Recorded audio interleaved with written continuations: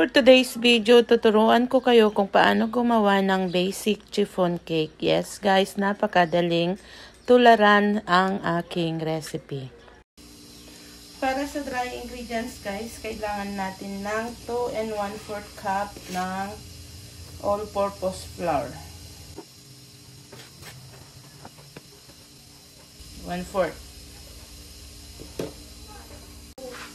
1 tablespoon of baking powder. Tapos salain para matanggal yung lumps ng ating flour.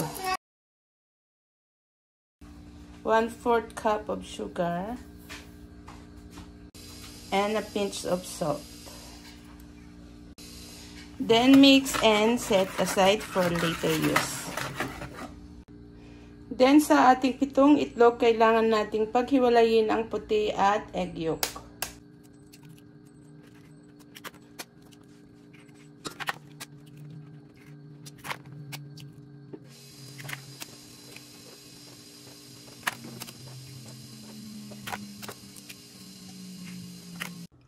And for our wet ingredients, kailangan natin ng 1/2 cup ng eba, 1/2 cup ng tubig or water,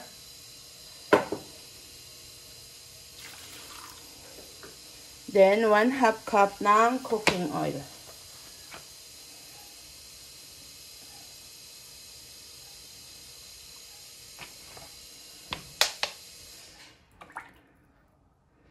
And about a teaspoon of vanilla. Then mix at ihalo natin sa ating dry ingredients at haluin natin hanggang maging soft butter. Pag kulang yung sa liquid guys, pwede tayong magdagdag ng either evap or water. Hanggang makuha natin yung right consistency.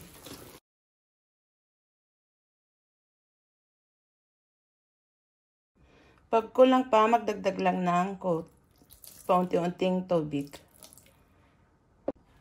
So, pag ganito na guys, ay okay na. Then, i-work naman natin ngayon yung para sa meringue.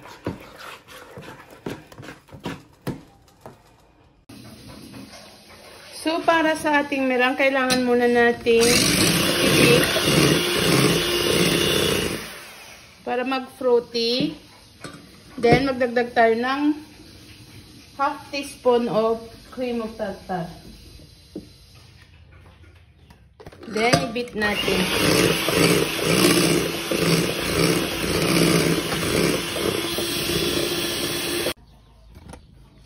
At unti-untiin natin magdagdag ng 1 cup of white sugar.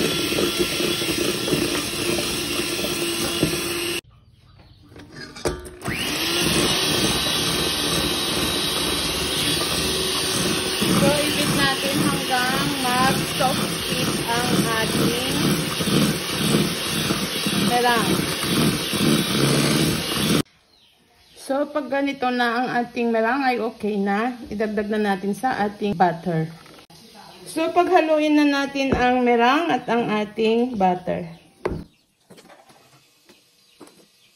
So, i-fold natin ng paunti-unti. Sa pag-fold guys, dapat dahan-dahan para maiwasang mag-deflate yung ating chiffon butter.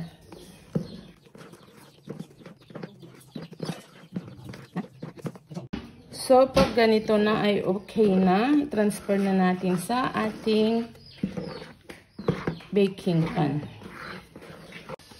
So, i-grease natin ang ating baking pan. I-grease natin ng konting mantika.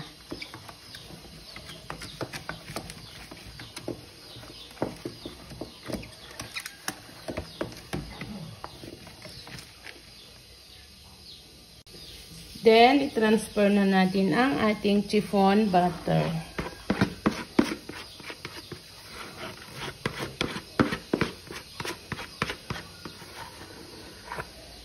and i-bake natin for at least 45 minutes or i-check natin time to time toothpick test. After 45 minutes, meron na tayong napakasarap at napakalambot na chiffon cake.